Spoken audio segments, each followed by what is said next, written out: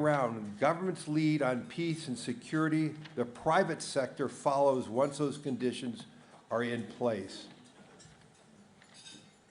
This is not just a question of reconstruction. In my conversations with the Ukrainian government, it's a question of economic direction. Ukraine's future will depend on whether it can establish strong governance, absolute transparency, and reform framework needed to attract long-term investments, long-term capital, and integrate more deeply itself into the European and throughout the world's global capital markets. That's why the government leaders gather here today matter so much. The decisions being discussed here in Davos, behind closed doors, before Davos, and after Davos is really important. We need to be bringing together policymakers, investors, business leaders into the same room so that the responsibilities of each and everybody is clear and the efforts are aligned. I think it's a big task. I think it's one of the most unique tasks, but I believe it's really doable. If we could show those foundational issues of peace, security, rule of law, and a direction where the government will be taking Ukraine for all its people, I could stand here and say capital is there, available, willing to be a part of that. And capital seeks returns that are fair and just. And I could tell you in my conversations with sovereign wealth funds, pension funds, insurance companies, they're ready to stand by. They're ready to be here. And I do believe between the public sector foundational issues that the EU and the United States are working towards, the private capital will be there alongside. And that is really a remarkable statement. And it is our entire desire to making sure that that capital is put into the ground as soon as possible, that each and every Ukrainian citizen can see the renewal, the rebuild, and they see a pathway for stable and predictable stability and freedom. Thank you, everyone.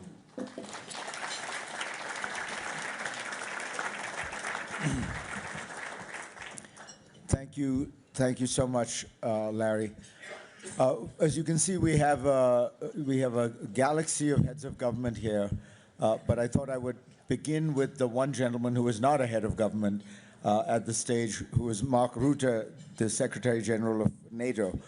Mark, first, thank you for being here. I know you've been busy for the last 24 hours saving the Western Alliance, for which we all thank you. And you're almost getting as much applause as the Ukrainian soldiers.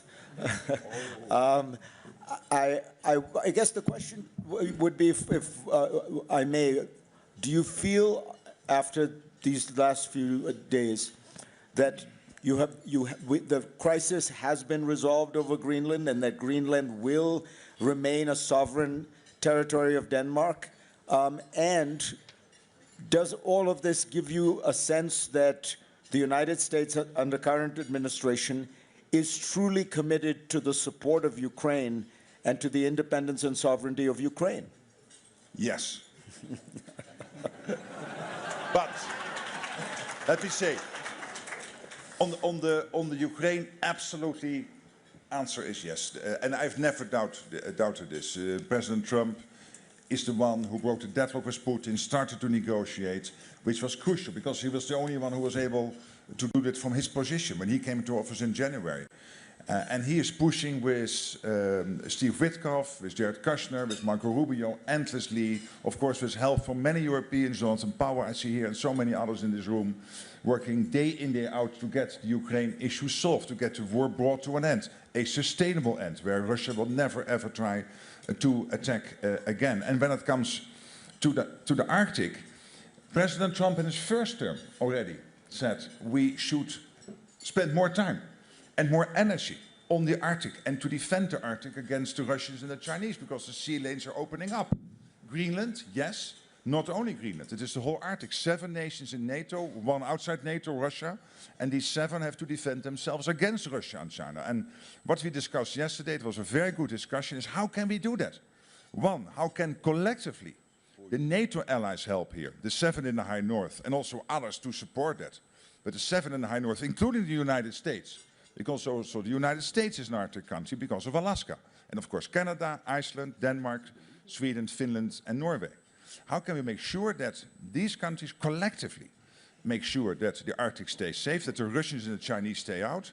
And then when it comes to, so that's one work stream coming out of yesterday, and the other is to make sure when it comes to Greenland, particularly that we ensure that the Chinese and the Russians will not gain access to the Greenland economy, to militarily to Greenland, and that will be a discussion taken forward based on what already happened last Wednesday when Marco Rubio and Vice President Vance had their discussions with the Danish delegation to take that work forward, to make sure that that can never happen, that the Russians and the Chinese gain access to the Greenland economy or in a military sense. But of course, all of this is not about Greenland or the Arctic. First of all, this is about how can we protect ourselves against our adversaries. Our main adversary is Russia for NATO. And of course, we see China massively building up. So let's not be naive about China. But Russia is our main adversary. And these incredibly courageous Ukrainian soldiers, the Ukrainian military, the Ukrainian population are defending their country against Russia. And what I would hope today, we will discuss how we can help them. They need interceptors. They need our military support going forward. I know we have these peace talks going on. Great. Hopefully they will conclude soon. Yes, I know the European Union freed up 90 billion. Fantastic. But we know that will only be concluded somewhere in April, May. And today, Kiev, Kharkiv, Lviv, but also so many smaller cities in Ukraine are being hit by Russian missiles, by Russian drones. We know that water supply is down. We know that electricity is down. It is minus 20 degrees in Kiev as we speak. So what we need is to keep our eyes on the ball of Ukraine. Let's not drop that ball. And that means, yes, great peace talks, fantastic. We will do everything to conclude them successfully, but it will not happen tomorrow. And they need these interceptors, this military support tomorrow. So we have to stay concentrated. So to my European and Canadian friends, we have to do that. And the US is willing to supply as much military stuff Ukraine needs, particularly these interceptors, paid for by Europeans and Canadians. We have to keep going that flow, making sure that it is still there and that we don't lose sight of this main subject, which is fighting the Russians. The Ukrainians are doing it. They need our support. It's also about our collective security. That's what is at stake here.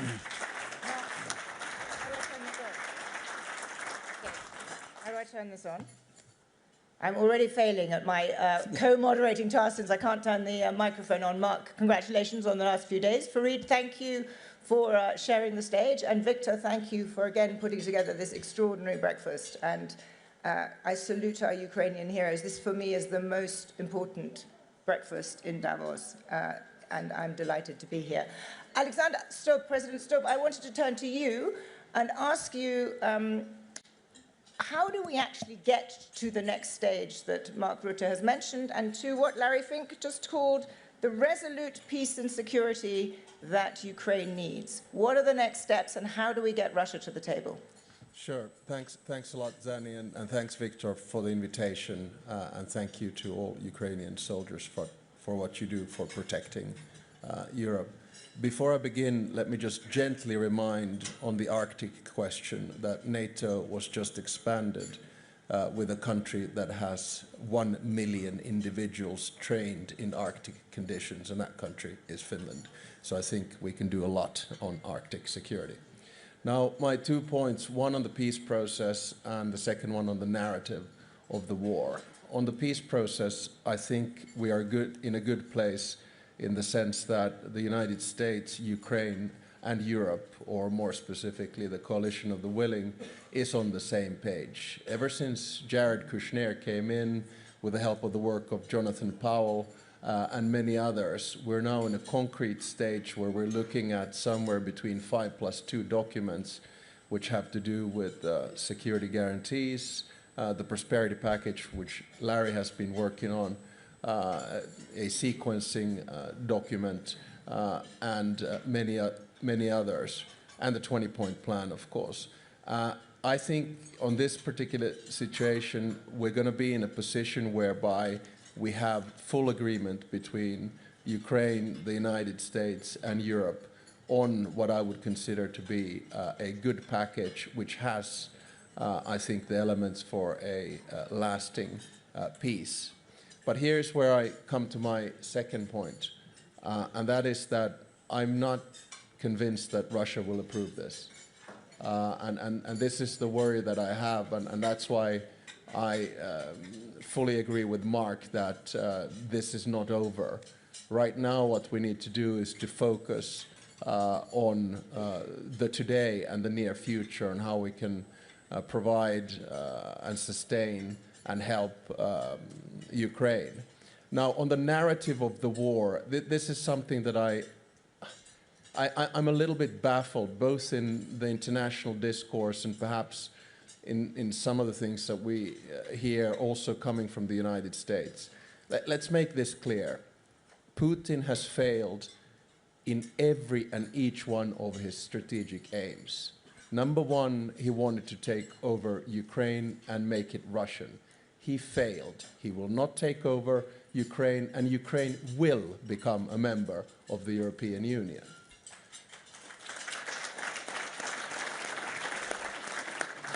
Number two, he wanted to prevent the enlargement of NATO. He got two substantive military powers into the alliance and doubled his border with the alliance because Finland joined. Number three, he wanted to project power around the world and in the region. Look what's going on in Central Asia. Look what's going on in the Southern Caucasus. Look what's going on in Iran. Look what's going on in Syria. Look what's going on in Venezuela. It's not exactly a success story from the perspective of the Kremlin. My final point is to say, from a military perspective, there seems to be this narrative that Russia is winning. I fundamentally disagree. In the past 1,000 days, Russia has advanced a maximum of 1 percentage point of Ukrainian territory. Today, the cost of that is 1,000 dead soldiers per day. That's 30,000 roughly per month. And this is dead, not only wounded, and on the Russian side. In Afghanistan, in 10 years, 20,000 Russian soldiers died. On top of that, the Russian economy is suffering. There's zero growth, no more reserves. If inflation rates continue to multiply on the level at which they have been this year, that will be 30% of inflation this year. Add to that 16% interest rates. I don't think that the argument that Russia does not want to end the war because it believes that it can advance holds. I think the argument that Russia does not want to end this war because it is too expensive for Putin to end. He will not be able to pay the Russian soldiers. So the big dilemma that we right now have is that how can we force Russia to end this war? And there are only two things that we can do. One, continue to provide Ukraine with everything it's possible, and two, put more economic pressure on Russia. And then we will see that Ukraine will have won this war at the end of the day. Thank you.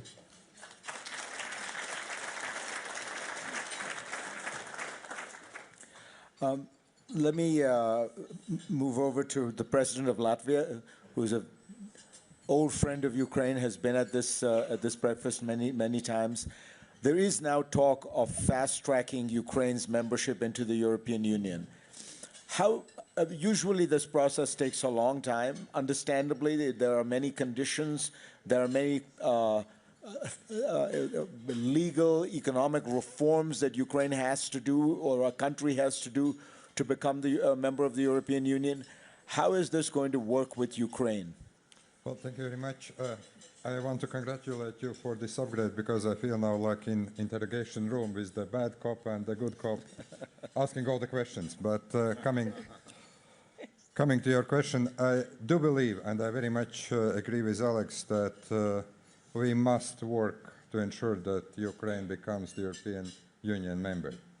Having said that, I think that we need also to reckon with three elements. Number one is Ukraine itself, because membership in the European Union is both strategic political, but also it's merits-based. And the reform process, fight against corruption, justice reform, also the alignment of many of Ukrainian economies to European standards is going to be an issue.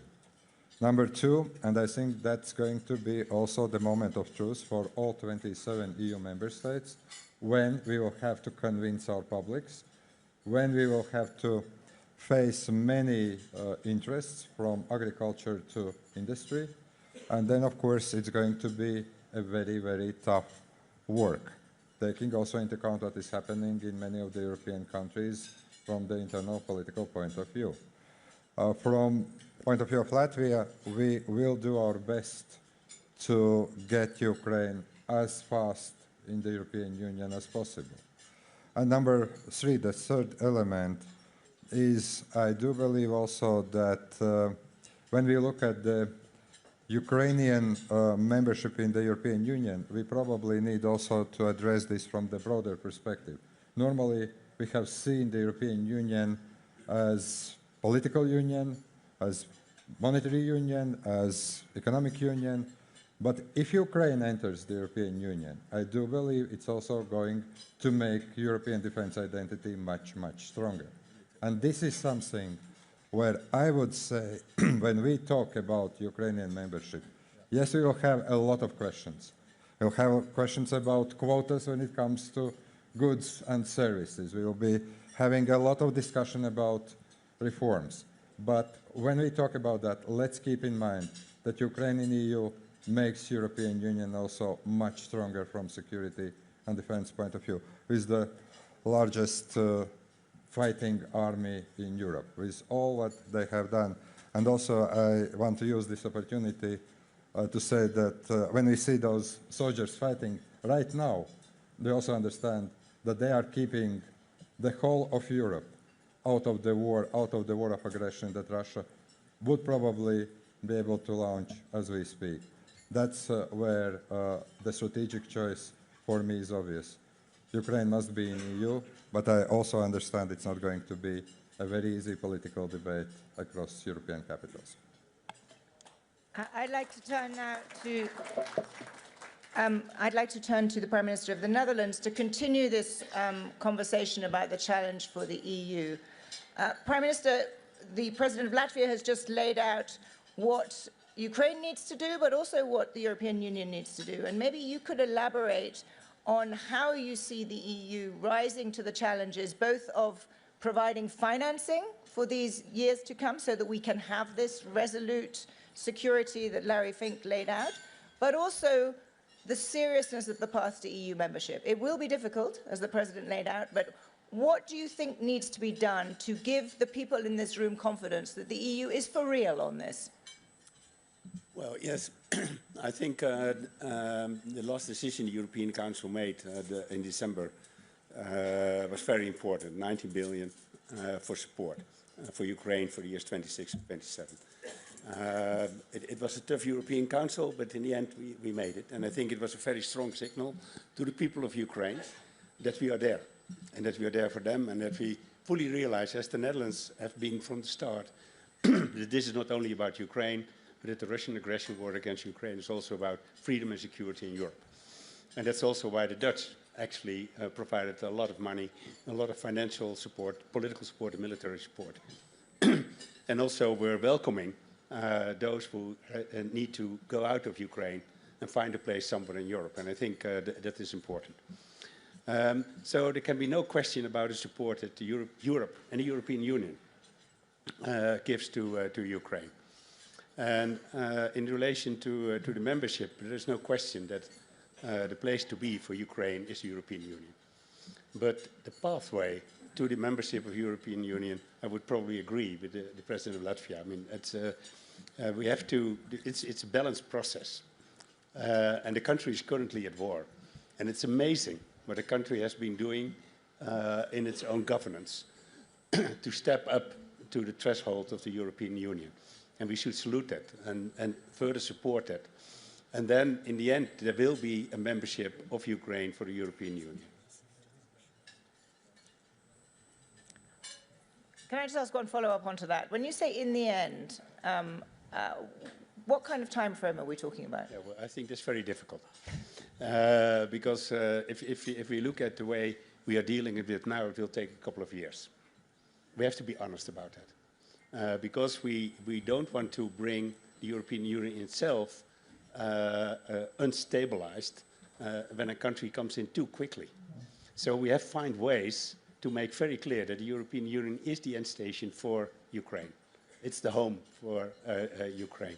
But at the same time, we have to be very careful, also in regard to our population, but also to the institutions, and also for Ukraine itself, that they step up to all the thresholds that are needed to come into the European Union. Ladies and gentlemen, I'm going to take this opportunity to just once again break from the program on stage, because we have a very special guest with us. We have President Trump's representative to deal with negotiations on Ukraine and many other matters, one of the most important members of the Trump administration, and the point man certainly on the discussion of how to negotiate some kind of settlement, Steve Witkoff.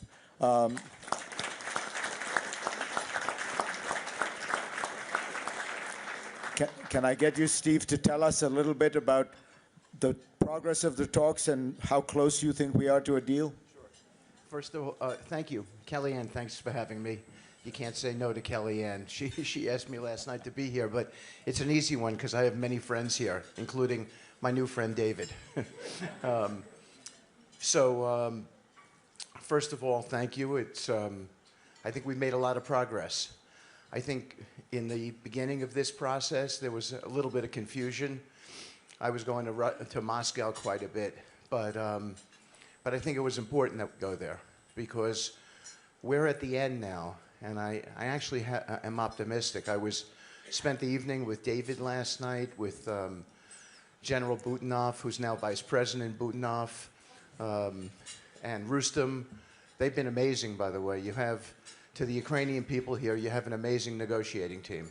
We spent a lot of time together. I don't know how much, but it could be 100 hours together since Geneva. It's literally that comprehensive.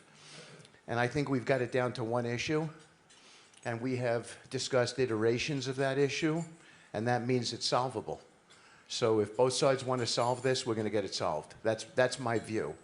And I told the president that last night. And last night, Mark, I think, and it informs on this, the president sent out the tweet. We had a great meeting about NATO, about the European-American alliance, which informs on this conflict too, I think, as we discussed.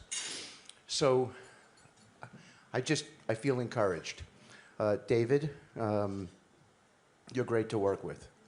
And Rustem, and by the way, I want to mention President Zelensky because he's been on this issue. He's available, he's accessible. Whenever there's a need to call him to get a steer, we get on the phone with him.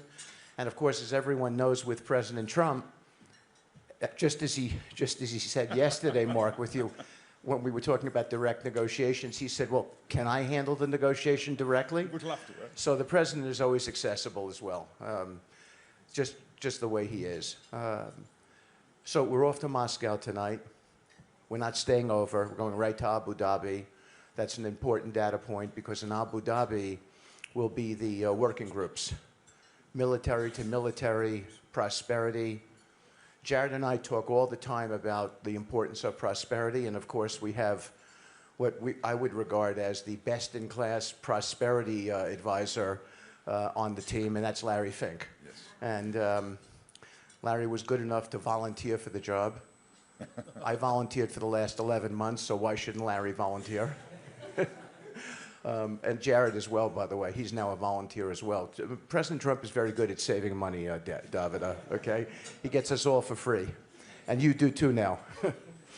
So, but prosperity is really big. All night long, we spent at dinner last night talking about the upward trajectory for the Ukrainian economy and financial system. Capital markets, the jobs. The president has talked about a tariff-free zone from Ukraine that I think would be game-changing. You'll see industry move into that area in a huge way. Imagine you get to outcompete because you're not paying tariffs and sending goods into the United States. So there's some huge things that we've talked about that the Ukrainian people deserve because they have been so courageous in this fight. And they're under some real difficult conditions today. And I am completely empathetic on behalf of the president and our administration to that. And that's part of why we're going to Moscow, to have that discussion about how we end this thing and how we make it better for your people. So with that, I'll turn it back to the panel, and I'll thank you for allowing me to be here today and make some remarks. And I want you to know that this is the most important endeavor that Jared and I have. We are tasked with doing everything possible to get this solved, and with the president's indomitable spirit and President Zelensky's indomitable spirit, because I'm pretty sure that he feels as President Trump does, this is time to end this. I think we're going to get it done. So thank you. Thank you.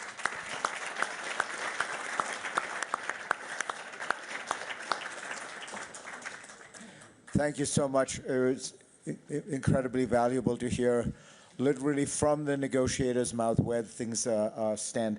Let me go next to the Prime Minister of Belgium.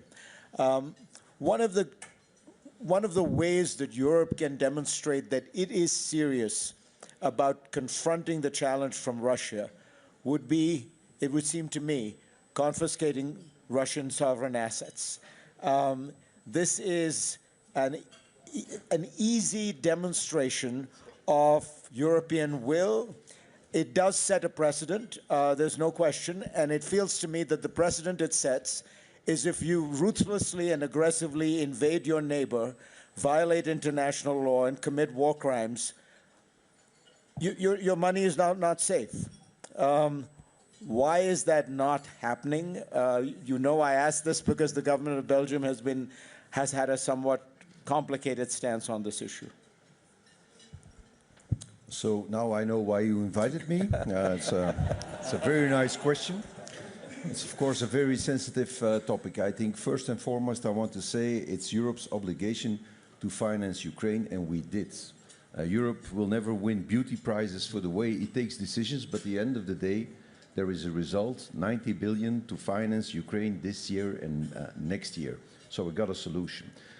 It went unnoticed, but we also decided that the Russian central bank money, the immobilized assets, not the frozen assets, the immobilized assets, most of which are in Belgium, in the clearinghouse Euroclear, are immobilized for an indefinite period. This is a very important decision. Because, of course, you cannot just take somebody's money. We're not at war with Russia. Europe is not at war with Russia. You cannot simply confiscate money. That is an act of war. You shouldn't underestimate it. It has never happened in history. Immobilized money, even during the Second World War, was never confiscated. It would be the very first time that that would happen in history, and that would have grave consequences for Europe, for the belief, the trust in the financial system, for the Eurozone. It is not to be underestimated. There's no such thing as free money. Anything that sounds simple in reality is very complicated. And it went unnoticed, but we immobilized indefinitely. It is no longer depending on the sanctions that we have to prolong every 6 months. And we all know that not everybody at the European table, Europe is not a country, it's not a superstate with a supreme leader, it is a confederation. Everybody needs to agree. And we all know a difficult truth, some European countries are not so pro-Ukrainian.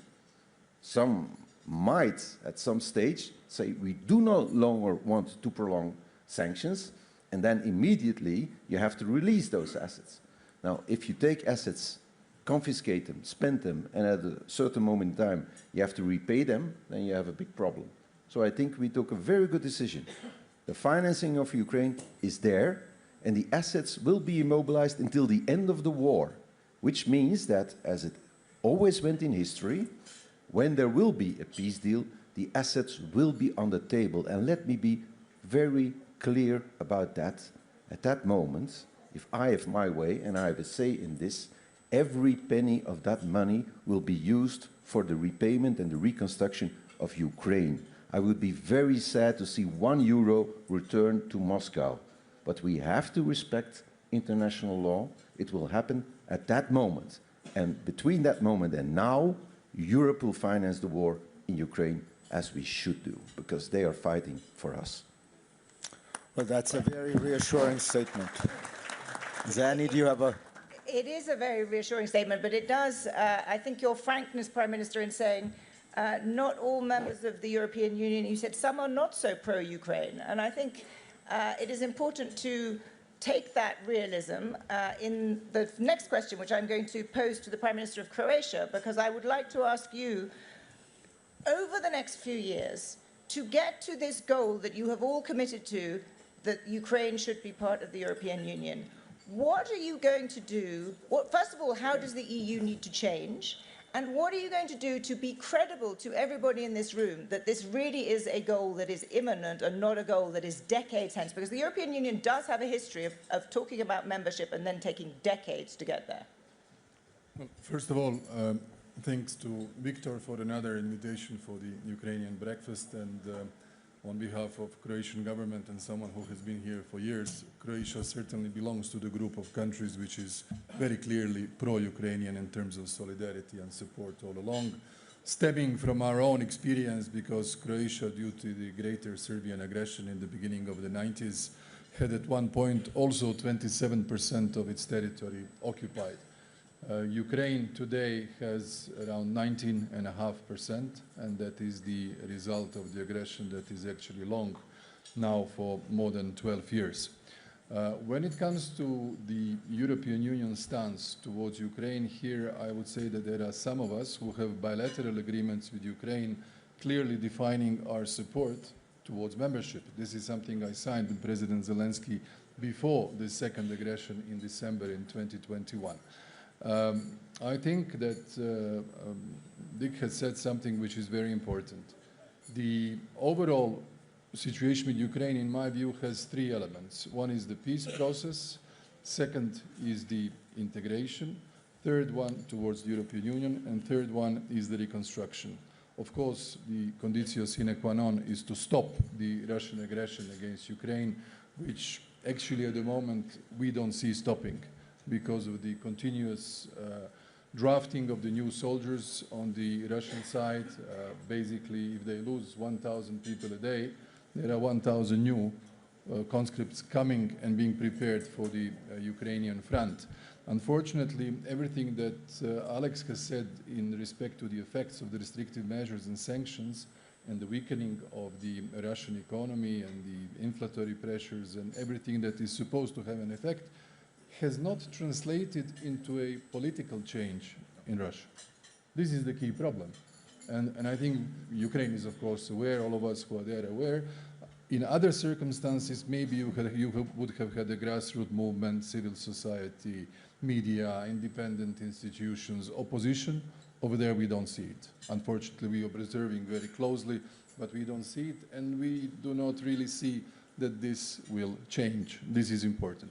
So on the EU side, there is one element which all our Ukrainian friends should be aware. The approach to the enlargement so far was based on the so-called merit-based approach of every country that aspires to be a member, which means there are criteria, process. When the process is fulfilled, everybody agrees with the Commission's assessment in the Council, and then the process can be completed. What we see now are the signals of the different approach, and that approach is geopolitical. And that is, in my view, the only real chance that speedier integration of Ukraine to the European Union will happen. But it will not happen without two critical debates. The famous fourth Copenhagen criteria, I mean the Copenhagen of 1993, which is the so-called absorption capacity of the European Union. And the absorption capacity in terms of Ukrainian membership means impact on budget, impact on key policies such as agriculture, cohesion, and most of all, the decision-making process. This will have to be combined in a way so that we deliver. That's why I'm not surprised that the Netherlands, who has always been, I would say, the watchdog of the proper enlargement, is a little bit more reserved than those countries who have, we are friends and I can say it, and Mark was exactly the same as you are, so it's not the change. I think the Ukraine has to be aware of this. So one thing is the political aspiration. The other thing is actual consensus on the date and its implications. So I think we are at a good position today, but before that, the key thing is to end the war. What I would advise, and I said this to President Zelensky, all the peace agreements and documents, they have two aspects. One is the moment in the context when they are signed, the pressure, the time, the sort of exhaustion of the difficulties that you are in, and their historical consequences 5, 10, 20 years later. My advice is never to leave an ink of a pen on the paper that would de jure give up Ukrainian territory. I think this is critically important for the whole legacy of this generation of Ukrainians, everything they have done so far, not only for the Ukrainian interest, but also as a clear precedent for the stability of international system and the international law, international relations in the future. This is something that we should not forget in trying to help Ukraine to attain the peace and prosperity, of course, which we shall support, and we as a country have supported them in every possible way that we could. Let me move to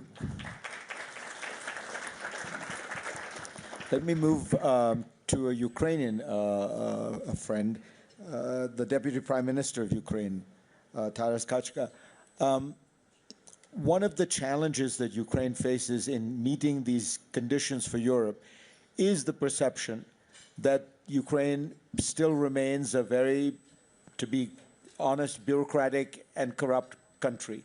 In fact, there has been a recent corruption scandal that engulfed Ukraine, required the resignation of key members of the government. What do you think Ukraine can do that will assure Europe and the international community that it is actually engaging in the kind of deep structural reforms, almost a reconstruction of its government that would be required to genuinely qualify for European Union membership? Thank you for this question that addressed to the most bureaucratic-looking member of the Ukrainian cabinet. You are not, by far. I think that first, you see that how the project of bringing prosperity to Ukraine is complex, since we need 7+ speakers to explain all dimensions. And so I will concentrate on your questions, but I agree with majority of what was said, and I think that it's important to understand where we are, not only on what we need to do, but where we are in our position, so that all our partners want predictability, trust, rule of law. We also want predictability in security guarantee, in financial support, and predictability in accession to the EU. So we need to agree that we are in consent with merit-based approach to EU accession, but we want your commitment to accept us by certain date, so that it will not happen somewhere in uncertainty. And if we are talking about complex figures, we need to find a solution how to bring Ukraine to the EU and provide free tariffs for certain territories to export to the United States, however complex it is in EU trade law. Yeah. But let's talk about rule of law and corruption, where I think that we need to be conscious that we are in the, let's say, final and the most complex stage of structural transformation that lasted since 2015 or 2014. So we, thanks to the current parliament and MPs, we have independent and very functional anti-corruption framework. And the figures for last year, so that's just like, I will quote as a bureaucrat, yeah, so that's, so NABU has started 737 cases last year. So it has special anti-corruption prosecution made 124 indictments against 280 persons in Ukraine. And courts issued 93 sentences against 130 persons. So it is there. And in my opinion, since I actually presented the resignation of these two ministers in parliament, is that every discovered case in Ukraine is a win because we are getting cleaner. And yes, indeed, we still have some, let's say, echoes of the July events. Yeah, so indeed, it was a mistake. And we all made a lot of mistakes. For example, we non-providing to Ukraine Taurus or Tomahawks. But we fixed our mistake. And the question whether other mistakes are fixed. We still have a lot of indecisiveness among our partners. And that's why we really committed to do the things, and we highlighted this in papers on prosperity, that we committed to all reforms within the EU accession. We are saying that we want merit-based accession, and tomorrow I will report to member states on our success and so on. But we need to spend this year not yelling about complexities, not to lecture each other, but to closing all these things, to close the peace deal, to advance on the EU accession, on prosperity things, and next year to celebrate, maybe celebrate accession to the EU, even if it sounds fantastic. Thank you.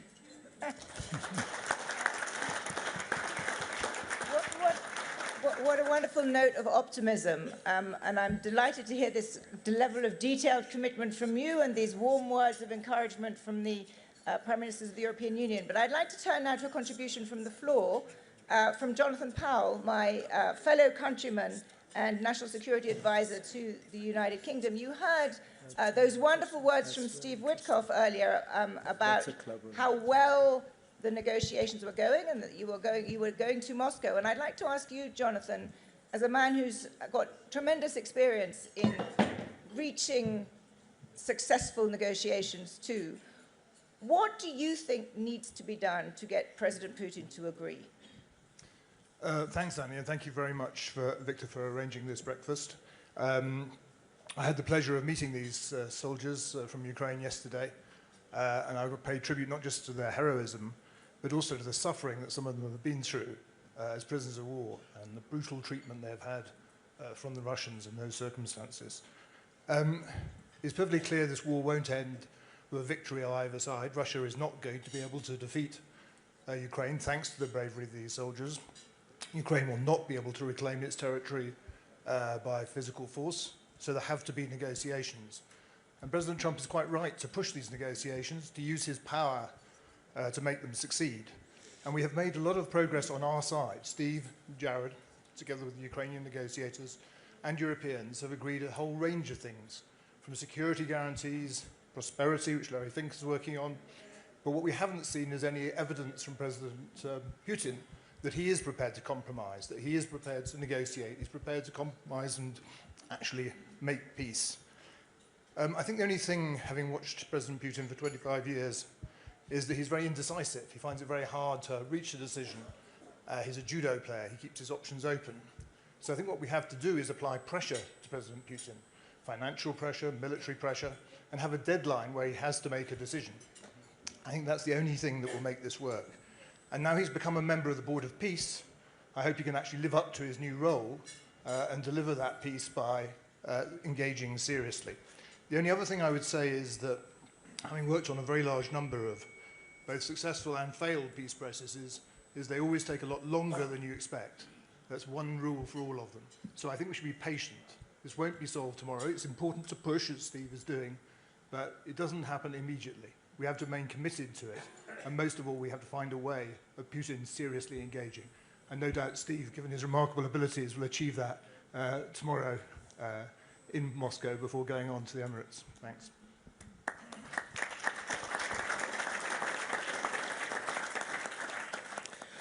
Let me call on a private citizen now, Eric Schmidt. About a year into the war, I suggested to Eric that he join me to attend the conference that Victor throws in Ukraine every year, which he has thrown for 20-odd years now, whose purpose is, and this is prescient 20 years ago, to integrate Ukraine into the Western world and to integrate Ukraine into Europe in particular.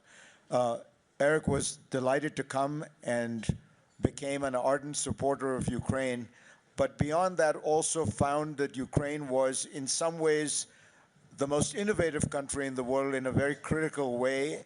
And I want you, Eric, to tell us what you thought then and what you think now of the way Ukraine is fighting this war. Can we get another mic that works, please? Thank you, Fareed. One of the things that I learned about war is that the war competition is tougher than business competition because lives are at stake. And the transformation in Ukraine from a tech-ish country to a tech country at scale has been dramatic. How do you win or hold against a larger opponent, 3 times, 4 times more people, much more weapons, artillery, and so forth? The answer is you innovate. And so as the brutal necessity of the war started, or became, Ukraine developed a sort of a new form of war, right, largely leading with drones. Soon the Russians copied. And so now in the crucible of this horrible, horrible war, which I spent a lot of time in, you're seeing whole new techniques that will be used in the future for national security, for NATO, for the West, and undoubtedly for our enemies as well. I've come to the view that war is actually going to completely reverse, and that the way you do war and the way you do national security will start with robots in the form of drones, air, land, and sea, and so forth. It is my absolute conviction that when this war is over, that Ukraine will become one of the largest suppliers of this new form of war, new form of defense, because the people are really that good. Yeah. And by the way, having spent a lot of time with these people, you cannot imagine the courage of the people at this table. Thank you very much.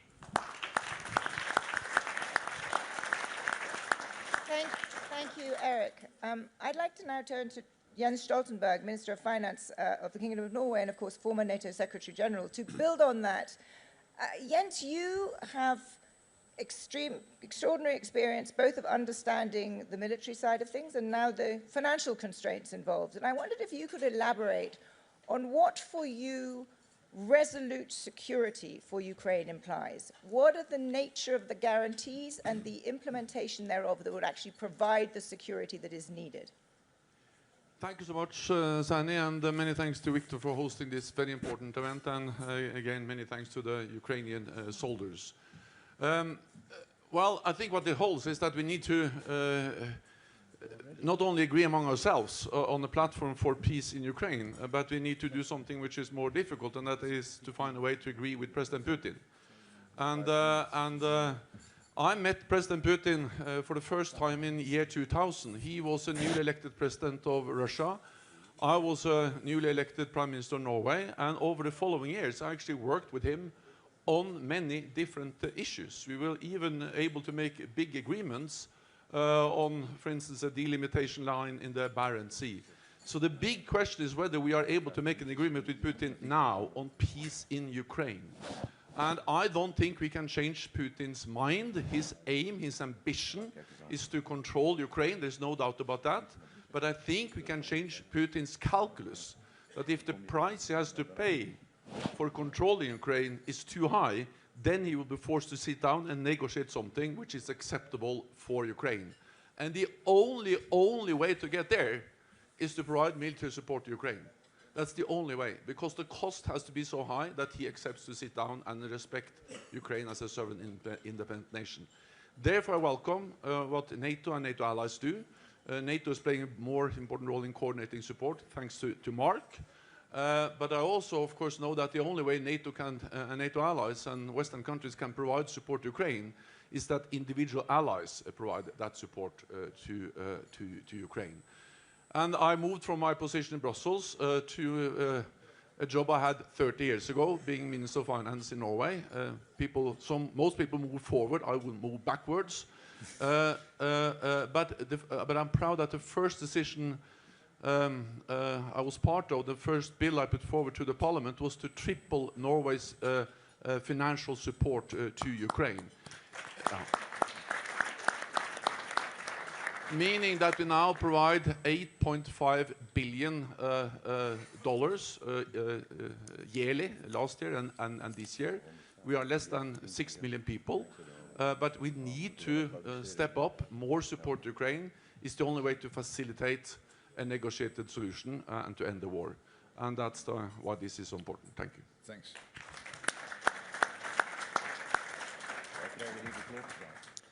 When we talk about support for Ukraine, of course, many people wonder how strong is the American commitment to Ukraine? And American government still in the Constitution has 3 branches of government, and we have a very distinguished representative from the first branch of government, Congress. Chris Coons, do you want to give us a sense of the mood in Congress in terms of support for Ukraine? Thank you. One of the questions I think we should be asking in the United States is, who are these brave soldiers fighting for? Yes, they're fighting for their families, they're fighting for their country, but they're fighting for us. They're fighting for our freedom and our future. This will be defined as a century of freedom when they win. And the United States should be absolutely clear that we will provide uninterrupted, robust intelligence support, military support, and financial support to the cause of Ukraine. I'm here with a bipartisan delegation, Senators Tillis and Murkowski, Senator Graham, who has been furiously texting with me. Don't give him your number if you want to sleep. He is relentless. And I just want to briefly say, many of you know that there is unfinished work in the United States Congress. Next week, we will pass the Defense Appropriations Bill. I'm the senior Democrat on Defense and Intelligence Appropriations. And it will include funding for Ukraine, for U.S. assistance directly to Ukraine, which I believe is an important public signal, hundreds of millions of dollars. But we also need to be prepared to ratify a strong security guarantee. So if we can do what has to be done next and get Putin to the table and provide the pressure on him and on all those who are buying his oil, we can conclude this war. So we need to be insistent and courageous and determined as politicians, every bit as much as these men and women who have served and sacrificed are. And we must be clear-eyed that the issues discussed, admission to the EU, access to frozen funds, sustained reform within Ukraine, incredible innovation that is transforming the future of conflict, can and should be met, as Steve mentioned, by tariff-free access to the United States markets and with a persistent and sustained, not just cautious, not just hesitant, but celebratory support of the fight for freedom that these Ukrainians have dedicated their lives and hearts to. Thank you.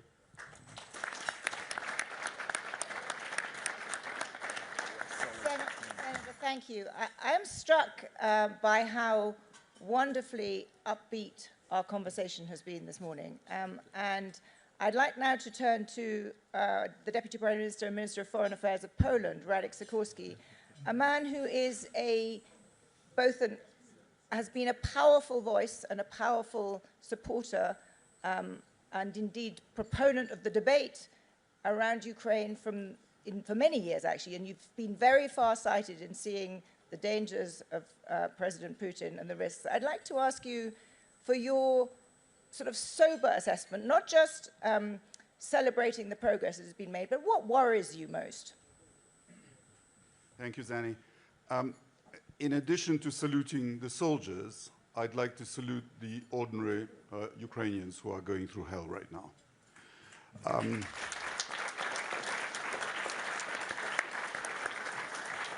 A large proportion of the people of Ukraine live in the type of communist-era housing estates on which I was brought up in communist Poland. And they depend for heat and electricity on these area heating plants. And when the heat and electricity don't come through, you actually have to drain water from the radiators, and then these housing estates become almost unlivable. And you now have an exodus of population from the major population centers, including Kiev. And it's a real danger to Ukraine. These people did nothing to deserve this. Deliberately targeting civilian infrastructure is a war crime. Vladimir Putin is no man of peace. I was very cheered to hear Mr. Witkoff's assessment that we might be close to a deal, and I hope he's right. In the spirit of President Trump's hyper-realism, I'd like to just say what Europe's cards in this are. So last year, we financed not just the war, but also the functioning of the Ukrainian state. The biggest sanction on Russia is the denial of the European market to Russian oil and gas. We have sanctioned the clunker fleet. We have, as the Prime Minister of Belgium said, we have now permanently blocked the Russian assets. We have pledged 90 billion euros to sustain Ukraine for this year and next. We will be providing the majority of funds for Ukraine's reconstruction. We will take some risks in admitting Ukraine into the EU, and it is our security that is at stake. Poland is actually the only NATO and EU country that borders both on Russia and Ukraine. So these are our cards, and here's my one suggestion and one worry. The worry is that if Ukraine doesn't end up within defensible borders as a result of the deal that I hope comes, we will be planting the seeds of the next war.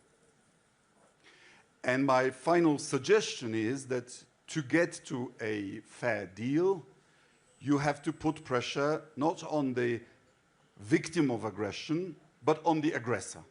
Thank you very much.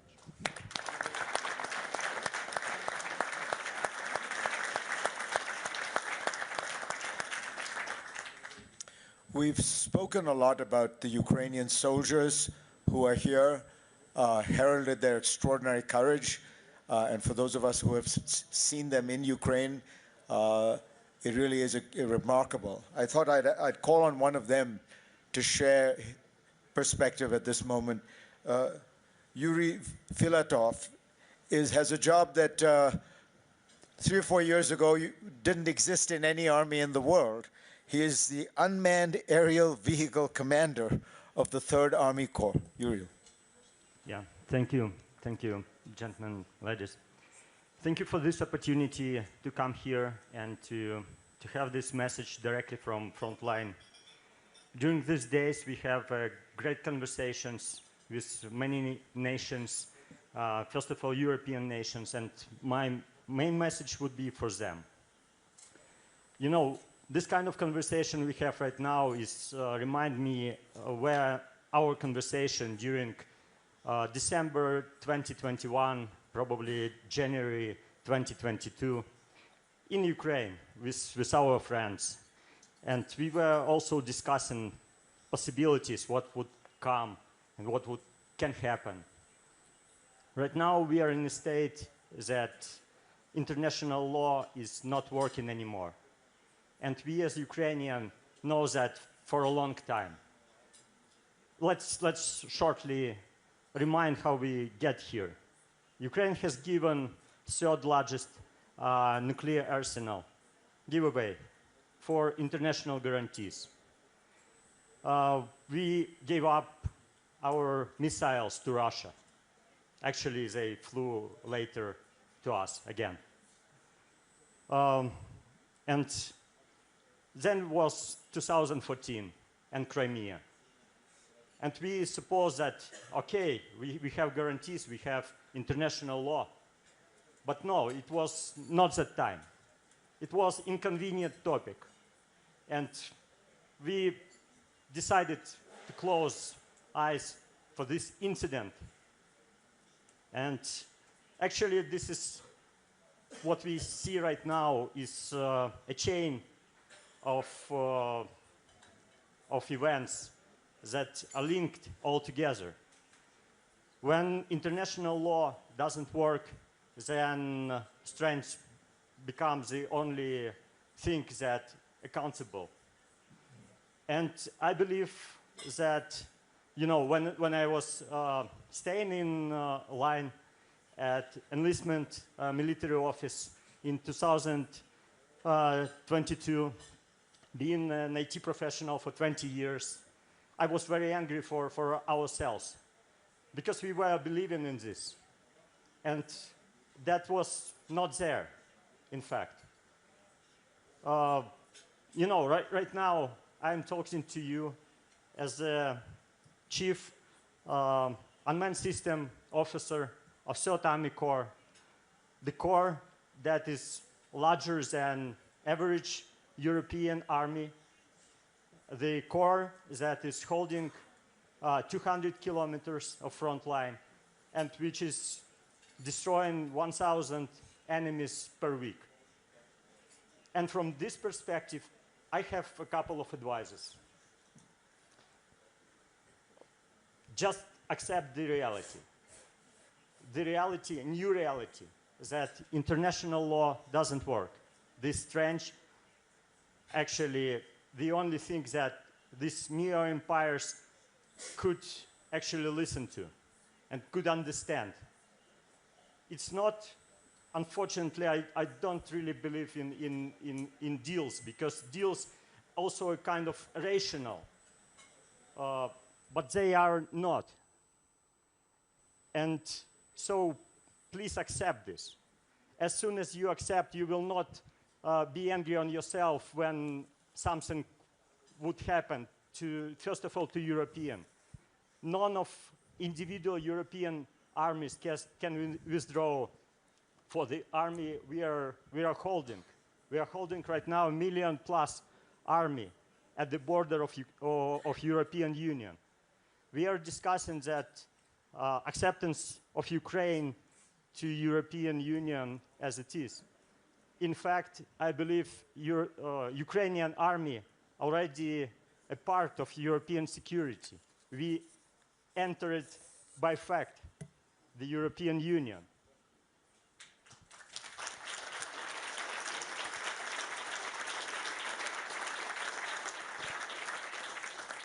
Thank you. So please, be united.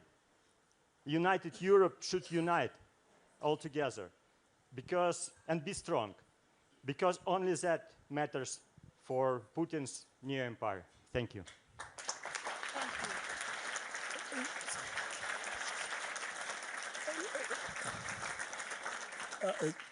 Zanny, can I take this moment to hand over the podium to you, because I have to go and chair the session with the President of Israel in the main WEF hall.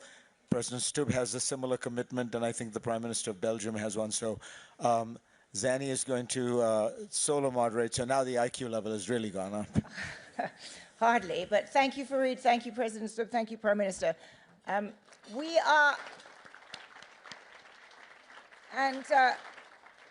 you, Yuri Filatov, for that very powerful intervention, and indeed extremely powerful point. Ukraine is already protecting European security. I think that is something absolutely essential for us to know. We've been honored to be joined by 2 more US senators, Senator Murkowski and Senator Tillis. And I wondered, Senator Tillis, whether you would like to offer your perspective on the role that you would like the United States to play, both in the achievement of a peace deal and then in the sustaining of credible security guarantees for Ukraine. Thank you. Good morning. I'm Tom Tillis, Senator from North Carolina. Some of you may not know about North Carolina, but one of the reasons, and actually if I speak about the military service members here, if I shed a tear, it's a tear of gratitude. But we're the home of the Global Response Force. When the President has an emergency somewhere around the world, it's the 82nd Airborne from Fort Bragg that leave and literally can take a city and deploy it anywhere in the world within 96 hours. Down the road from there, we're the home to half of the Marine Corps at Camp Lejeune. I can tell you, gentlemen and ladies of the Ukrainian Army, we are in awe of your courage and what you've done on the battlefield. Will you please stand and let all of us give you a warm round of applause? Please stand.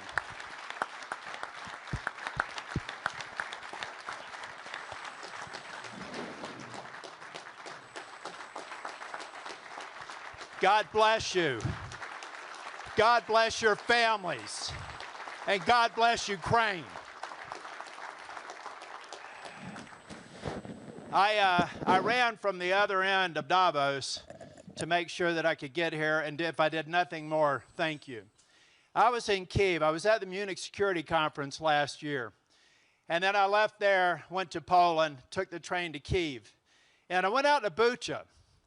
And I think of a number of people in the United States, and many people who are negotiating this peace, need to understand what happened there.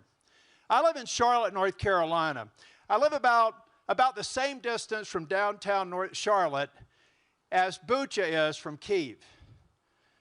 And we all know that month, early after the invasion, the illegal invasion that a lying Putin effected after he said he had a special military operation. It was military exercises. This is the litany of lies of Putin that I hope to get to.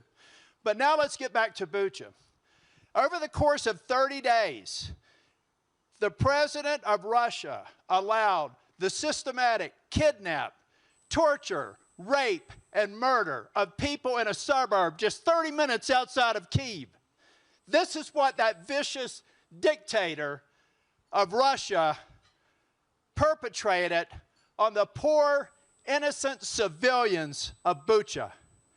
I saw this in Bucha, and I went to the memorial. I saw all those lives, more than 500 lost, at the direct command and knowledge of Vladimir Putin. He has systematically done that throughout all of Ukraine. And you all, in spite of that, in spite of the threat to your families, in spite of the murder that's occurred over this weekend while he pretends to want peace, you've stood strong. And you need to understand that the American people are behind you. And we will be behind you. And as a U.S. Senator, I will do everything I can to bring the Article 1 branch behind you. And there will be no lasting peace unless it's something that's ratified by the Article 1 branch. It can't just be a deal. It can't be something that Vladimir Putin won't honor. It has to be something that has the binding force of a treaty and subject to the Article 1 branch. Otherwise, in my opinion, it's not worth the paper it's written on.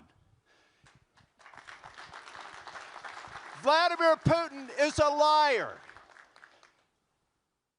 Ukraine stands in the breach. After the Munich Security Conference this year, I'll be traveling to Moldova. Thank God, in spite of Russia's attempts to steal that election, democracy won. And this poor country, which incidentally has North Carolina National Guard stationed there, is still hoping that we succeed in Ukraine so that Putin will not continue his march through Moldova, the West Balkans, and tried to reestablish the Russian Empire. This is unacceptable. And it's as big a threat to the United States as it is to Europe. For anybody who thinks we have a big ocean that protects us, they don't understand history. They don't understand that Xi Jinping is cheering on Vladimir Putin and hoping that the West makes a mistake. But ladies and gentlemen, we have an opportunity to turn the tide. We have an opportunity to end Putin's ambitions. We have an opportunity to free the Russian people ultimately and have them live in a family of democracies. But in the meantime, our family, the family of democracies in NATO, have to stand strong, and the United States has to unequivocally commit to NATO in its current form and build on it. This is the most important treaty organization in the history of the world. It's a reason why we've had the level of peace that we have had over the last 80 years.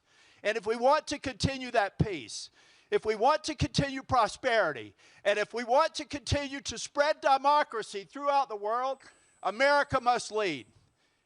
And I'm here to help you, and once again, I want to thank you for your courage. I want to thank you for overnight becoming the most powerful army in Europe. I don't know how you do it. But every night I pray for you, and every night I will pray for you until Ukraine is free. Thank you.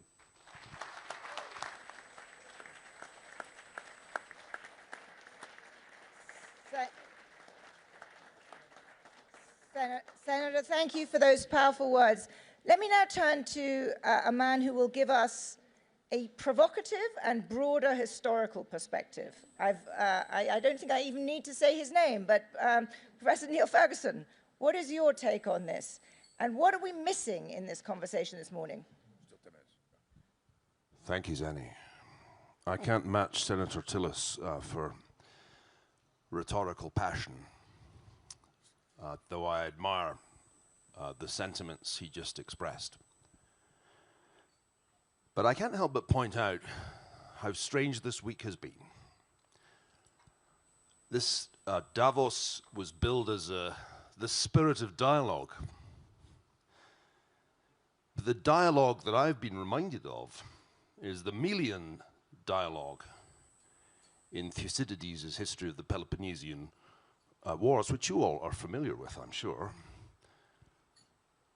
The key passage is the line in which the Athenians tell the Melians,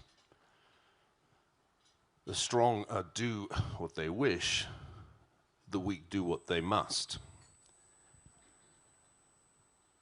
And that's been in some ways the nature of the surreal conversation that has gone on for most of this week, consuming most of our time about Greenland. Passionate speeches about international law, which might have come from the mouths of the Melians, and then realist responses, which certainly recall the Athenians. There are a number of European leaders here who I want to ask a question.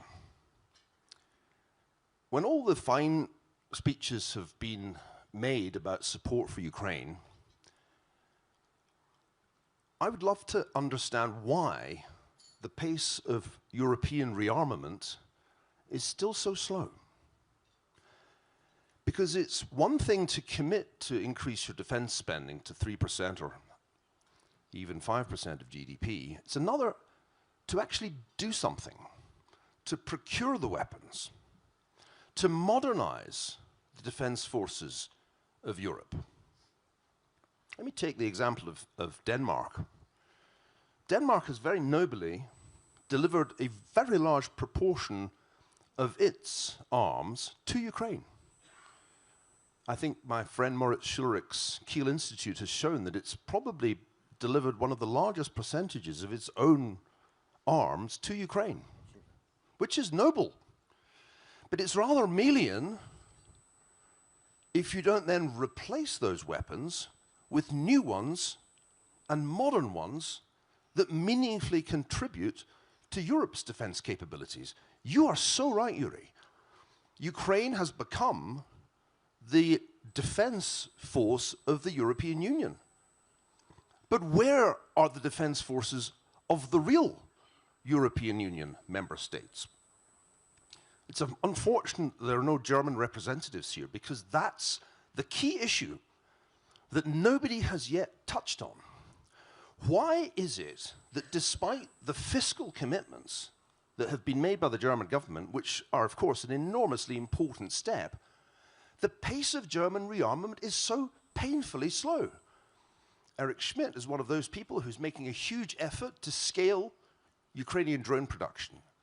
Think what a difference it would make if Germany today announced Operation Warp Speed for German rearmament, huge new gigafactories to scale the technology that the Ukrainians have pioneered, so that not just 3 or 4 million drones can be produced, but 10, 15 million drones. Nothing will change Putin's calculus more decisively than a meaningful increase in the pace of European rearmament. Speeches at Davos aren't going to do it, folks, no matter how passionate they are. But real and meaningful German rearmament, and I'll say also European rearmament, that's another matter.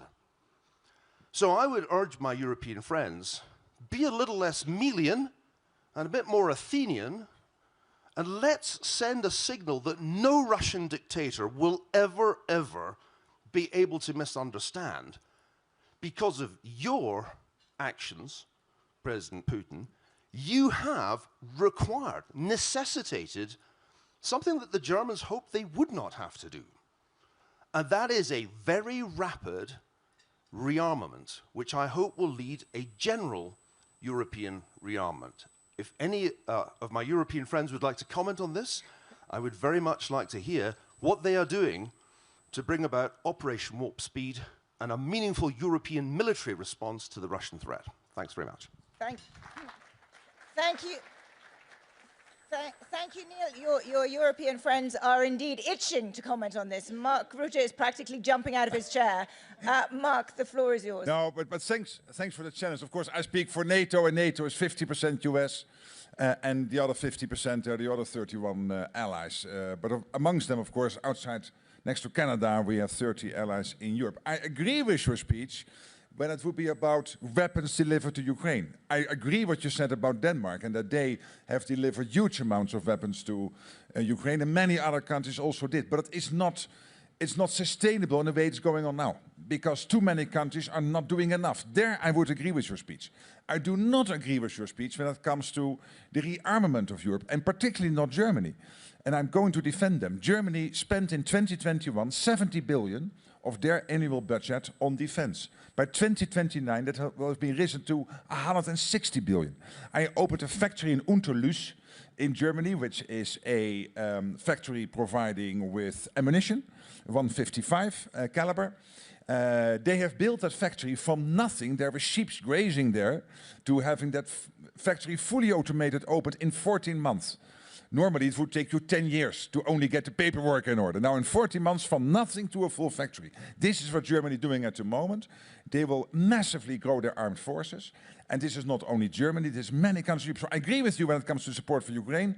It has to be more spread. It cannot only be dependent on Norway, the Netherlands, Canada, Denmark, Germany, and a couple of other countries. There we need to have the burden sharing. But when it comes to the rearmament, I think what you said is right. We have to do it, but it is happening, and that's the good news. Prime Minister, you wanted also to add a comment.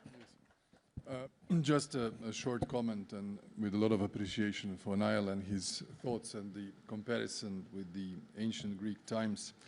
I think we have to be aware of one simple thing. One is to be a country at war, and the other one is to be covered under the umbrella of collective security in peace. I'll tell you an example of a small country.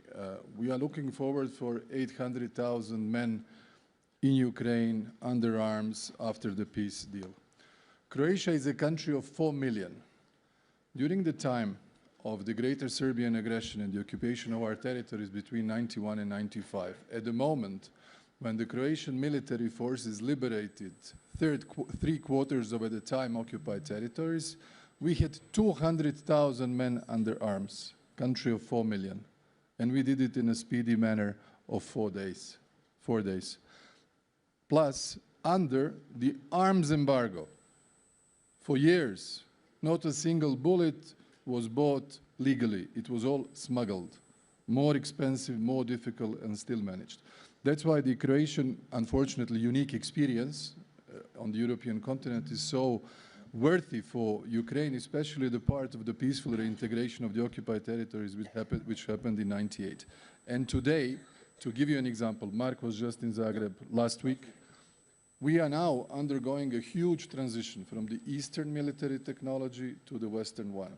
And I don't want to enumerate everything that we have done, but we have new European, French fighter jets, new German tanks coming, all sorts of American military equipment, helicopters, plus our own FPV drone production. One small company now became one of the important partners for Ukrainian military companies in assuring that there are enough FPV drones in Ukraine. So I think this is happening. Maybe it's not well emancipated, but it is happening. And, you know, depending on the size of the country, one can only do so much.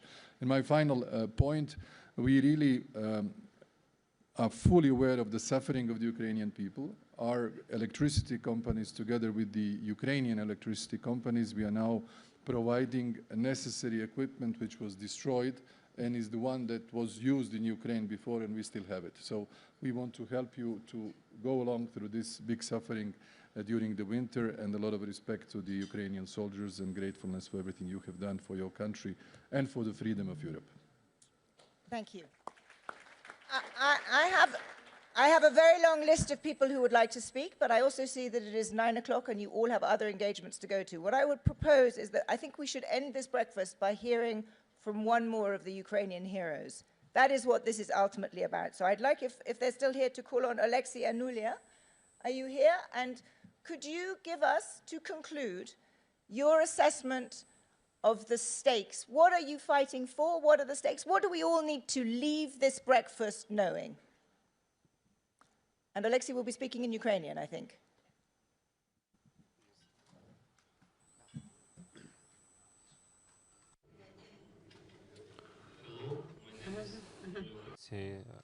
I speak in language in Ukraine because please translate.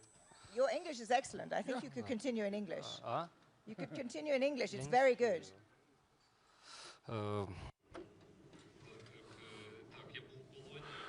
I was in captivity, and I can tell you that all abstract ideas disappear there. There's no geopolitics in captivity. There's no any long-term planning in captivity. But it is very clear, a message from Russia in captivity, what is freedom?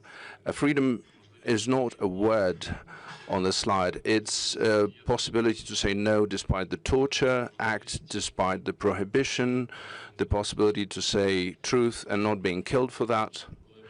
When I came back to Ukraine, I had a clear understanding that the true solution, I had a clear decision that solutions can have the power and force only when there is a real price paid for that.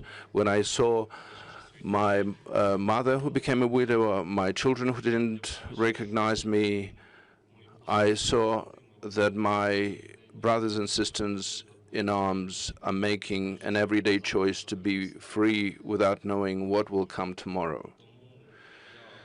Therefore, I can see that you're well versed in geopolitics. You have a strategy and you're doing everything you can for the security, and I'm pleased to hear that some things are being called as they really are.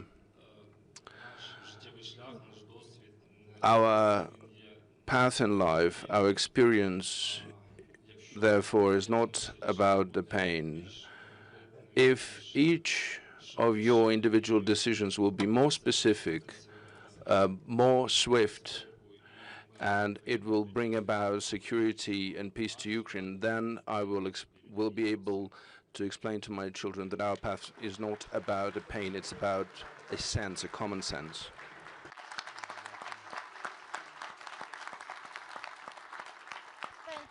Thank you so much. Those were powerful words with which to end on. Thank you to all of you for being here. Thank you, Victor, for once again bringing us all together. Thank you. Yes.